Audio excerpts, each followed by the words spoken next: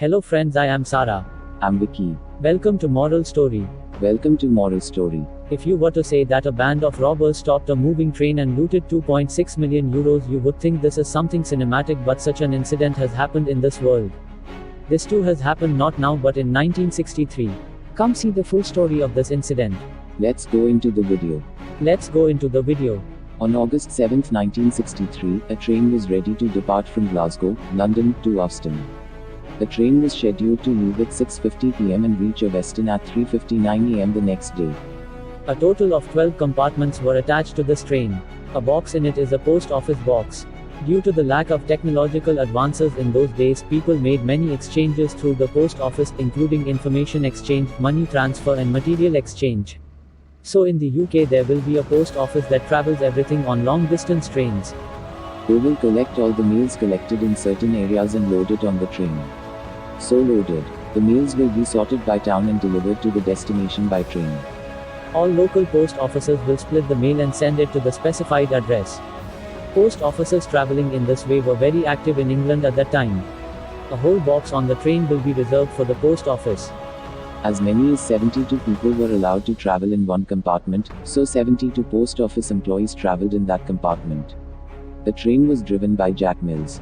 2.6 million euros was taken for bank transactions on that particular train. The train started its journey just in time. People boarded everything in passenger compartments. The post office also became operational. That 2.6 million euros was kept in the train post office compartment. The money was going to the Western area. The next day, on August 8, 1963, at 3 in the morning, the train crossed the Nene Valley railway station. Jack Mills stopped the train when he saw there was a red light going to a certain area. But Jack Mills, a 58-year-old multi-year train driver, knows that there is no need to put a red light there. So he got down with co-pilot David Whiteby, who thought he might have a signal disorder, and told him to get off and call the nearest signal control center. In those times there would also be telephone connections on the signal poles. The facility was set up to inform the railway pilot's control center about the signal disorder, including the train disorder. With that, David got off the train to contact the control center. As he approached the signal pole, he saw that the green light on the signal was burning and that someone had hidden it with blocks. He was shocked to see that the red light was connected to another battery and illuminated. When he saw it and thought to return to the train, some people who were hiding in the area came and attacked David.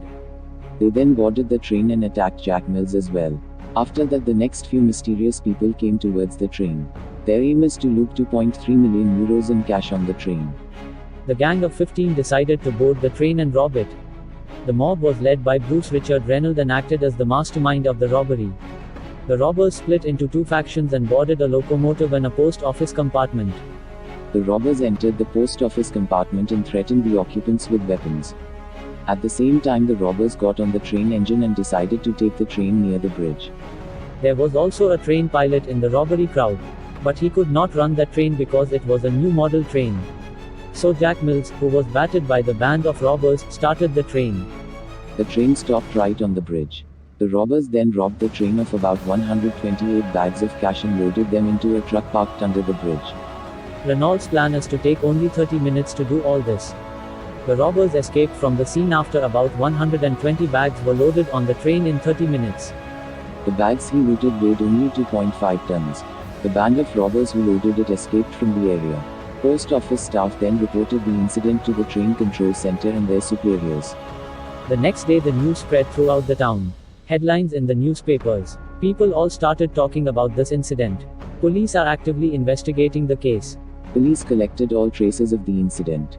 Jack Mills, who was injured in the incident, was taken to hospital. There he went into a coma.